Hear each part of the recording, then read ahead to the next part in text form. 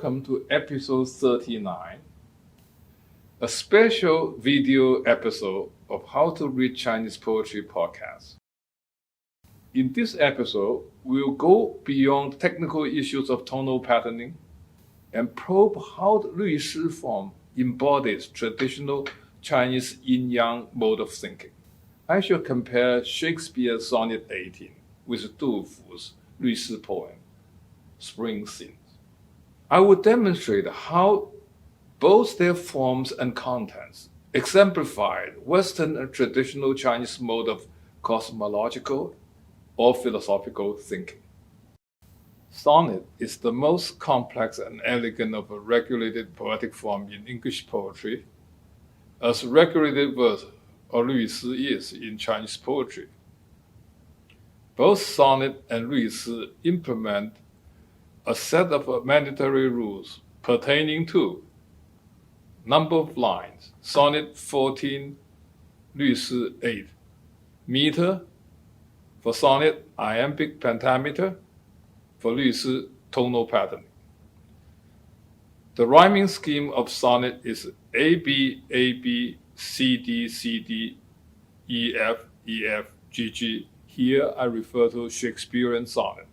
The rhyming scheme for Lü Shi is n rhyme in level tones on all even number lines. Structure: both sonnet and Lü Shi have a tetrapartite structure.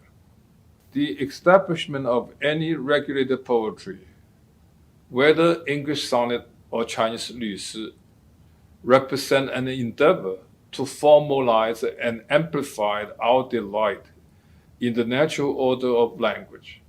Both the sonnet and the Lü Shi form may be seen to reflect the order of the universe at large. First, let us listen to Shakespeare's sonnet and then discuss the sonnet form.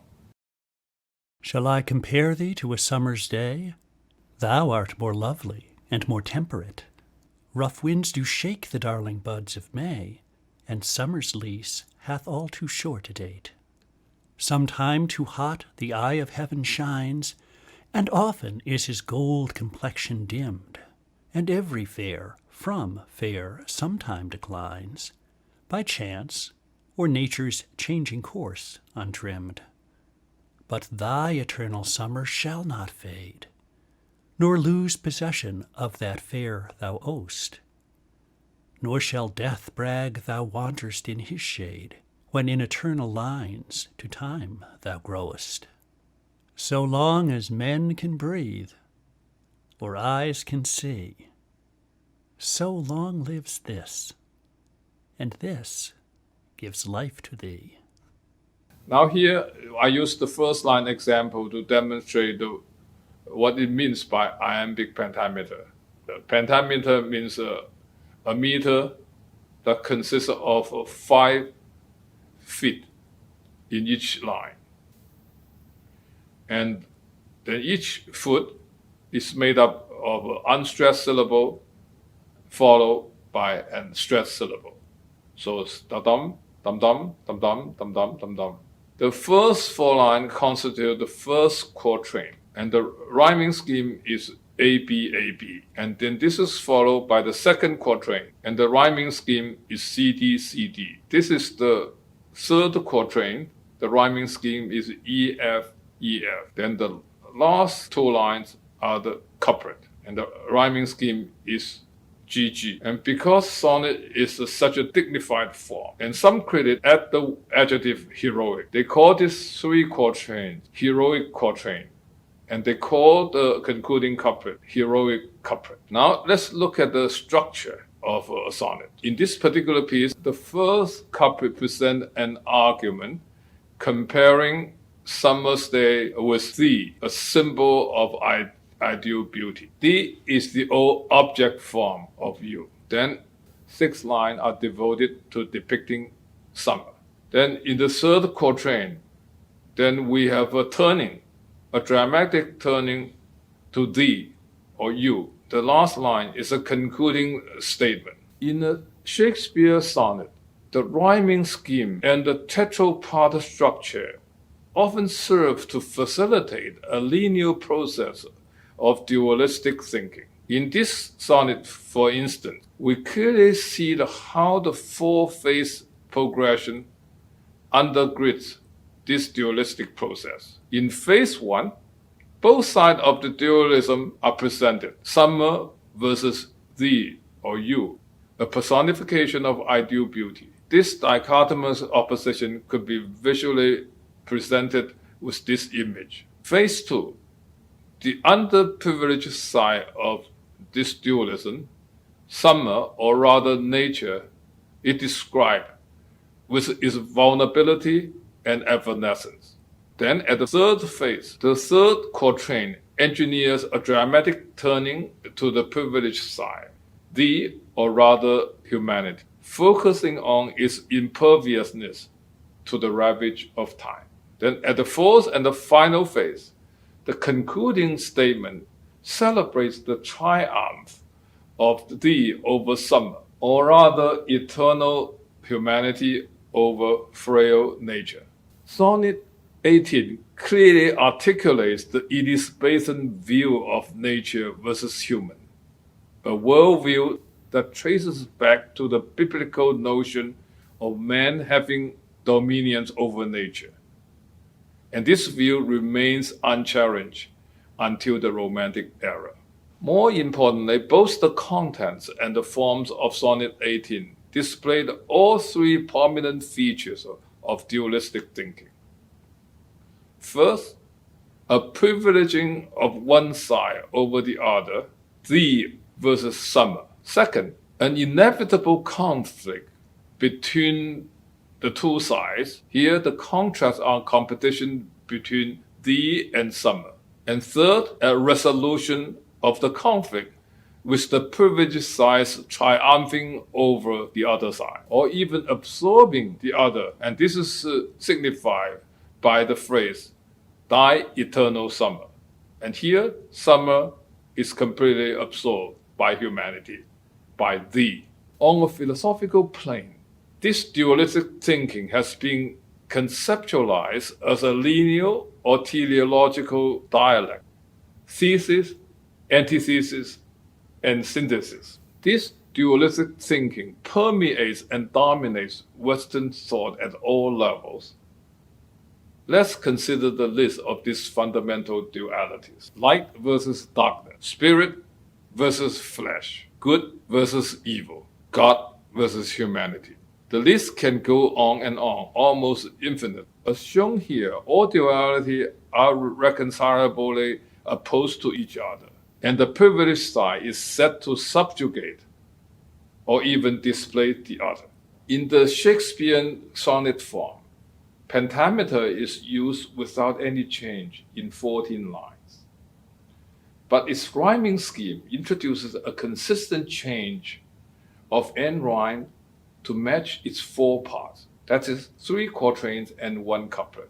The reverse is true of the Ruisi form. Its end rhymes on even number lines are uniformly in level tones and admit no change.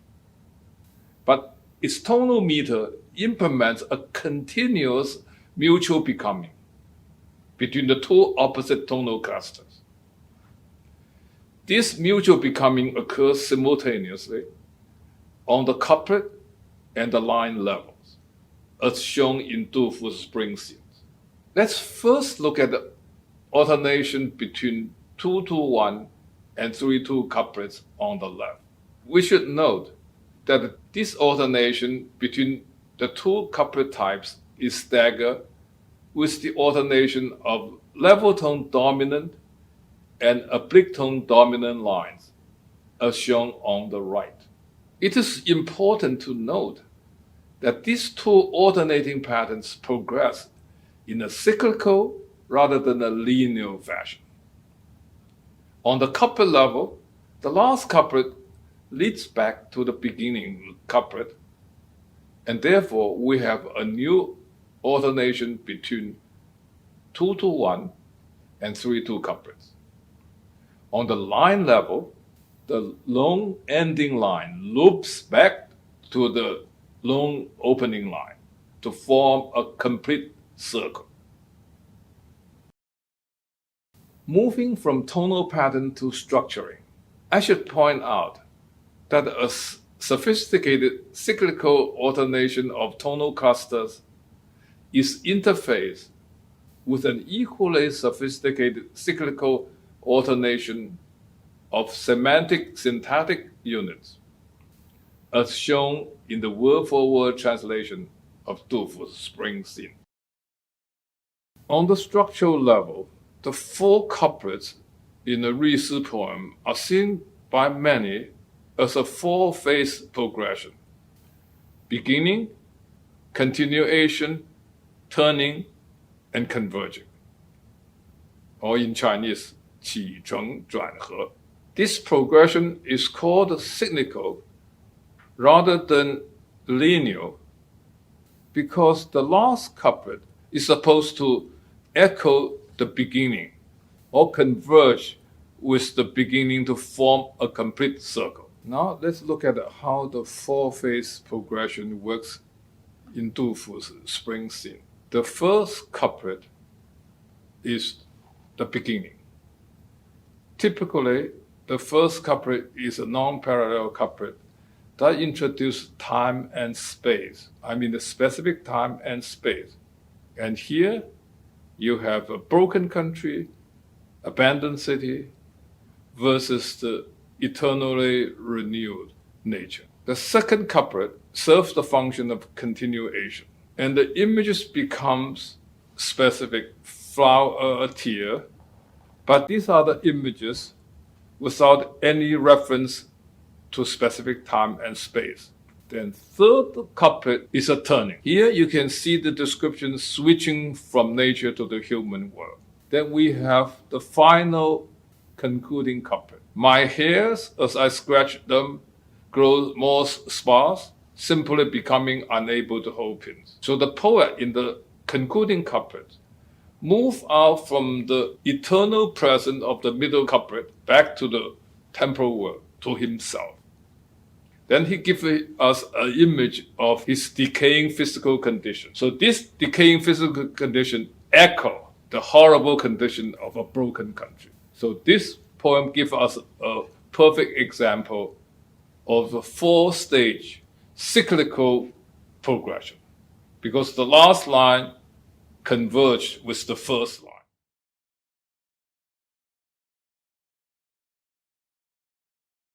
If the rhyming scheme and structure of Sonnet 18 reveals a linear mode of dualistic thinking, the multiple layers of cyclical alternation of opposites in Du Fu's poem reveal a cyclical mode of yin-yang thinking, encapsulated by this well-known yin-yang symbol.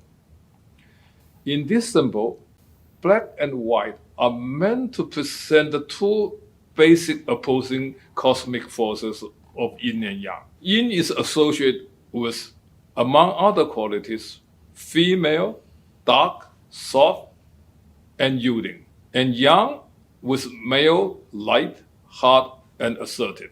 In this yin-yang symbol, we notice that a white dot in the black part and the black dot in the white part.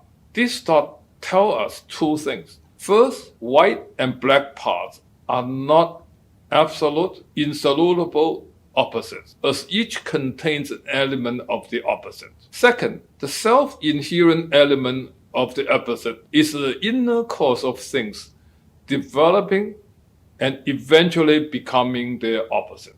This process of becoming is one in which a small incipient force growing and gaining ascendance over the dominant force, and conversely, an ascending force declining to yield a new emerging force. The dynamic interplay of yin-yang thus follows a cyclical pattern of ascendance and decline. And finally, the circle of yin-yang symbol itself speaks to the all-inclusiveness, completeness, and eternity of yin-yang alternation. After my explanation of the yin-yang symbol, it should be apparent that the tonal patterning and the structuring of the Li Si form crystallize the cyclical process of yin-yang mutual becoming. Here, let's go beyond poetry and reflect on the differences between dualistic and yin-yang mode of thinking. On the left is a symbol we can use to characterize the dualistic mode of thinking. The straight vertical dividing line captures well the customary Western dualistic thinking, characterized by an absolute dichotomy of opposites, especially in moral, religious, and philosophical discourses. Just think about how we think of the relationship between God and the humans, between spirit and flesh, between good and evil, between freedom and authoritarianism. These are all irreconcilable dualities. In the sense, the side of the lesser of no value cannot change to the other side of value. For instance, it would be sacrilegious to say human being can become God, or to claim that evil can become good. It is taken for granted that the privileged side is set to clash with and eventually triumph over the other side. But the yin-yang mode of thinking, grounded in the belief of mutual becoming of all opposites, enable Chinese to embrace or even enshrine this famous saying, a murderer can become a Buddha the moment he lays down the butcher's knife.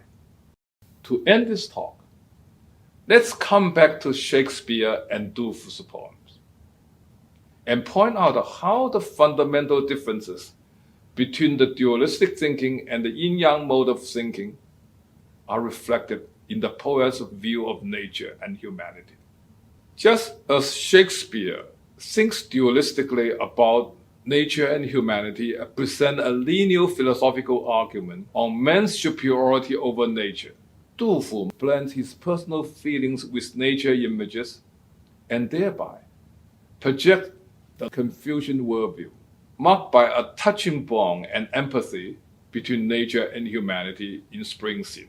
What underlines this poetic fusion of emotion with nature is a deep cultural belief in the mutual complementarity and the mutual dependence between all opposites, including man and nature. This is the end of episode 39 and the end of topic 12. Next week, we'll get started on topic 13, the Sound of the Tongue Poetry Transcultural Performance, to be hosted by Professor Jonathan Stalling and Dr. Andrew Merritt. Let us meet next Tuesday on YouTube and Bilibili.